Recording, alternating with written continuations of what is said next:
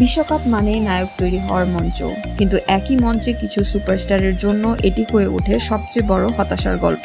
2026 FIFA world কাপেও তার ব্যতিক্রম হয়নি।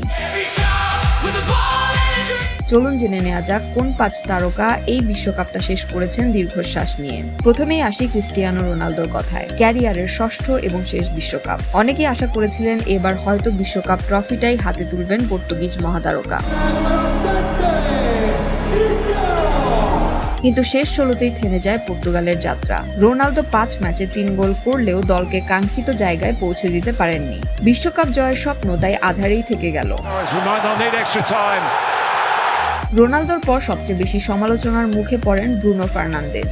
মাঝ মাঠে নেতৃত্ব দেওয়ার কথা থাকলেও পুরো টুর্নামেন্টে দেখা যায়নি সেই চেনা ব্রুনোকে। 5 ম্যাচে একটি অ্যাসিস্ট ছাড়া আর কোনো অবদান রাখতে পারেননি তিনি। সমালোচনা এতটাই বেড়ে যায় যে নিজের সামাজিক যোগাযোগ মাধ্যমের কমেন্টও বন্ধ করে দিতে হয় তাকে। জার্মানির ভরসা ছিলেন জামাল মুসিয়ালা, কিন্তু প্রথম ম্যাচের পর যেন হারিয়ে যান তিনি। পুরো বিশ্বকাপে মাত্র 1টি গোল। শেষ 16 ম্যাচে তো কোচ তাকে শুরুর একাদশেই রাখেননি।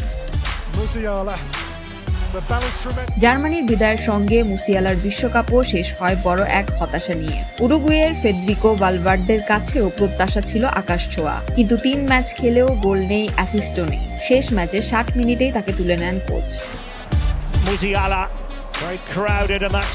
বিশ্বকাপ জুড়ে নিজের সেরাটা আর দেখাতেই পারেননি এই মিডফিল্ডার।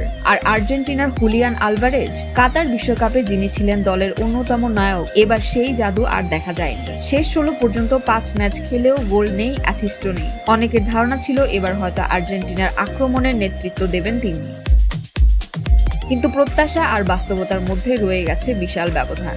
ফুটবলে প্রতিটি বিশ্বকাপই নতুন গল্প লেখে। কেউ ইতিহাস গড়েন, আবার কেউ বিদায় নেন অপূর্ণ স্বপ্ন নিয়ে।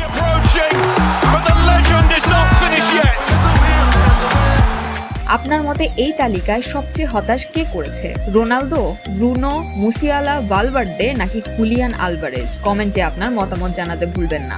ভিডিও ভালো লাগলে লাইক, শেয়ার এবং সাবস্ক্রাইব করুন channel Washington Bangla entertainment. Entertainment.